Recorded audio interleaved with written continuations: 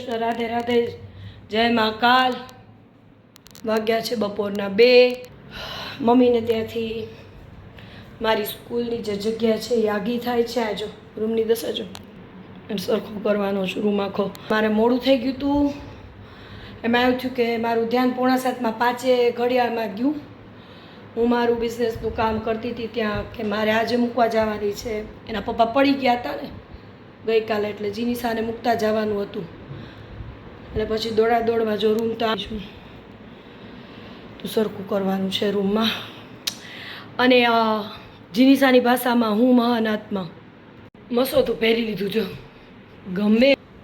ગમે એટલું આ યુનિફોર્મ કયો કે સારા મહિલા ગમે એવા કપડાં કયો, જે કયો ઘરમાં પહેરીને કપડાં પહેરીને મસોતું ન પહેરીએ ને ત્યાં સુધી મજા ન આવે। મને તો જમવું ન ગમે ત્યાં સુધી।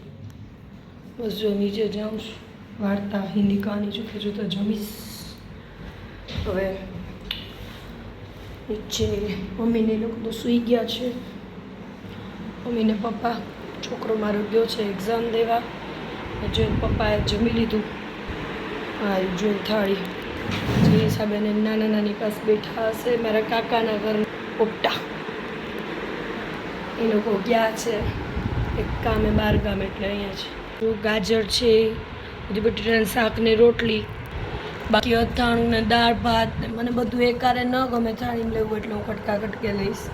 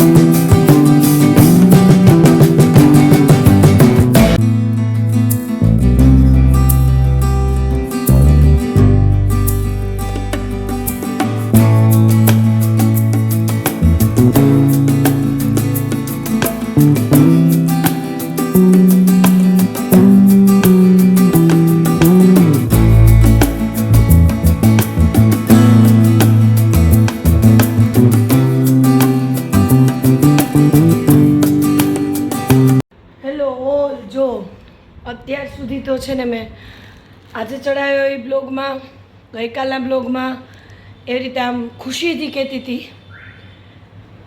કે વરસાદ ને આમ ને, પણ વરસાદ નાઇટ ડ્યુટીમાં આવે જો પાછું 9:45 થયા છે અને જો વરસાદનો અવાજ આવતો હશે. હજી તો ચાલુ થાય છે. આવે છે અવાજ, આવે છે ધીરો ધીરો ધીરો ધીરો. હમણાં ચાલુ થશે કેમ કે 10 નથી વાગ્યા. નાઇટ ડ્યુટીમાં આવે, સવાર રહે, બપોર સુધી રહે છે. બપોર પછી નથી આવતો. રાતના 10 થી બપોરના લગભગ 12 પહેલાં વયો જાય છે. નાઇટ ડ્યુટી કરે છે વરસાદ. પછી બપોરના 10-12 થી લઈને રાતના 10 સુધીની અંદર ભાંગ્યું તૂટ્યું આવે. એમાંય નથી આવતો એમ નથી, પણ એવો આવે. અત્યારે નાઇટ ડ્યુટી હમણાં ચાલુ થશે. હું લઉં છું બ્લોગમાં.